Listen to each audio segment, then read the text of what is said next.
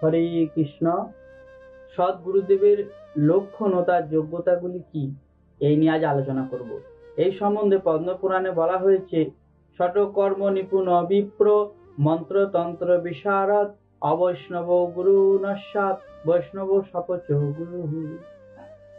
ছটি কর্মে ব্রাহ্মণ যদি নিপুণ হয়, এই ছটি কর্ম হলো যোজন যাজন, পঠন পাঠন, দান ও প্রতিগ্রহণ, এবং মন্ত্রতন্ত্রে যদি বিশারদ হয়, অথচ তিনি শুদ্ধ কৃষ্ণ ভক্ত নন বা বৈষ্ণব নন, তাহলে তিনি গুরু হওয়ার যোগ্য নন।